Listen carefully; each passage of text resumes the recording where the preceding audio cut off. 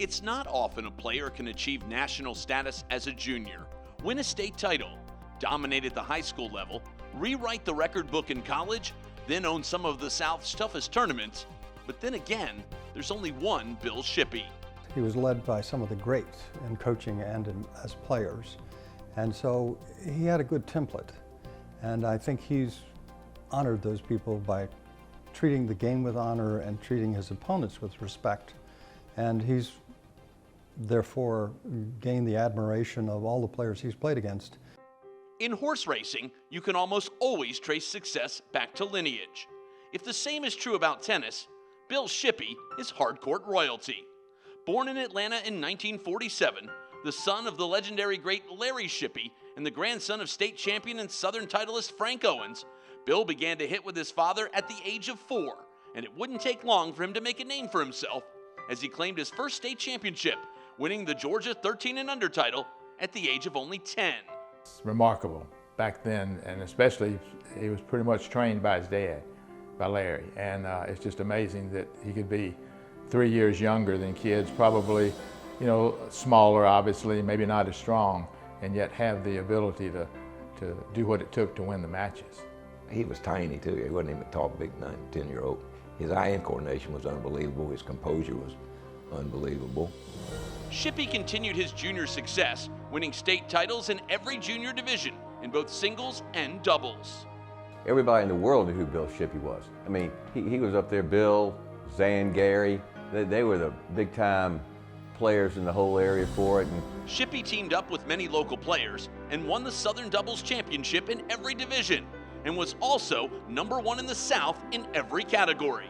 Bill was #1 ranked in doubles in every single age category, 13 under, 14 under, 16 under, 18 under, men's, and 35s. #1 in the South, every single division, which is not easy, to do.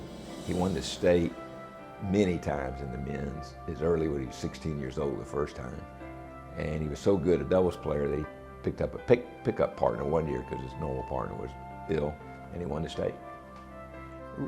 Bill won so many titles with different partners that I think that says a lot right there about his talent. And hell, he won so many with Richard Howell, he could win with anybody, it seemed. Shippey would go on to attend the Lovett School in Atlanta, where he dominated Georgia high school tennis, winning an unprecedented 4 consecutive GHSA singles titles from 1962 to 1965. Frankly, in high school, he was too good for the competition in the division. It was not, he didn't have to play that hard, to be truthful. He was so much better. Bill Shippey grew up playing most of his tennis at the Bitsy Grant Tennis Center and some at the Piedmont Driving Club. But in the summer of 1965, after his graduation from high school, he won the driving club's prestigious men's championship, an unbelievable accomplishment for a teenager. Well, Piedmont Driving Club was well known to host very tough championships through the ages. I mean, for the last 100 years, they've had excellent players. To win that championship at the driving club, which is one of the top 3 premier clubs in Atlanta, was quite a feet. that was unbelievable because there was a fellow named Frank Willett who was Southern champion, and he was a member of the Piedmont Driving Club. He said, "Dadgummit, I won the Southerns, but I couldn't win the driving club." The driving club had the best tennis players back then of any place in the country. Shippey's high school achievements caught the eye of legendary Georgia tennis coach Dan McGill, and he was awarded the first full scholarship in UGA tennis history. Tennis, this all spring sports, track and field, the rest of them, there were very few full rides available. Of course, football didn't generate the revenue it does today, and that's where all the revenue came from, even back then. So it was quite a revolutionary idea to give a full scholarship to a spring sport athlete, much less a tennis player. He was highly recruited by all the teams, and unfortunately for Tech, he chose to go to Georgia. And fortunately for Dan McGill, Bill became one of the original building blocks in the Georgia tennis dynasty. Shippey hit the ground running at UGA. In 1966, he won the freshman #1 singles title with great wins over Florida's Armstead Neely and Tennessee's Tommy Moser. Back then, he entered fall of '65. There was no varsity eligibility for freshmen. So he was in one of the strongest classes in history at that time, SEC #1. And he upset Armstead Neely, who went on to be the SEC #1 champion many times, in the semifinals. And Tommy Moser, a superstar from Tennessee, in the finals. Bill actually won the #1 position conference championship as a freshman. After his freshman season, Shippey then excelled on the varsity, becoming a 3-time Georgia Collegiate singles and doubles champion from 1967 to 1969. He played #1 for the Bulldogs all but 1 year, his senior season, but he would later defeat the #1 player, Danny Birchmore, in the finals of the Georgia Collegiate Championship. He won the Georgia Collegiates 4 years in a row. I mean, that's really an accomplishment. Not only was Shippey a great tennis player, he was also a great all-around athlete, excelling at basketball in high school, and then later becoming the #1 rifle shooter in his basic training platoon at Fort Polk in Louisiana in the summer of 1969.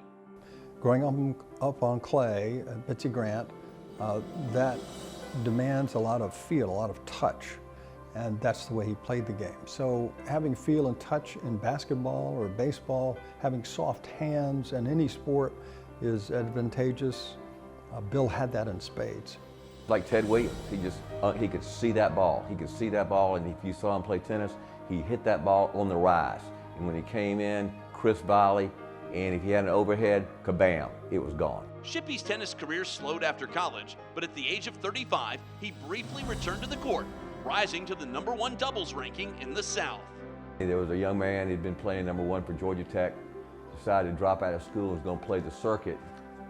And Bitsy Grant one day, things started happening, and somebody said, well, you couldn't beat Bill Shippey, and Bill hadn't picked up a racket in about a month. He was building houses, and he walked in there and had on a t-shirt with paint all over it. Next thing you know, they all start talking to one another, and he goes and gets a racket out of Larry's locker, and straight sets. There goes down this boy that was going to try to make the circuit, and Bill told him, I don't think you're ready. Shippey continued contributing to the game as he became one of the best tennis court builders in the South. He even resurfaced the courts every year at the University of Georgia, usually just before the NCAA tournament. Bill really had a great business sense, and I would think, and it was proven by the relationship with the University of Georgia on always resurfacing the courts. They trusted him more than anybody. Well, Bill made a reputation as a player of integrity, and he took that into the business world and became the premier court builder in the state of Georgia, and you could argue throughout the South. From his junior tennis success through his accomplishments in college, very few Hall of Fame inductees are as deserving as Bill Shippey. I look back at the history of our state. He's in the top 5 to 10 players that are native Georgians, if you measure them at their peak. So that speaks for itself. His impact on the University of Georgia's tennis program, his success in the South and the nation too, is always nationally ranked.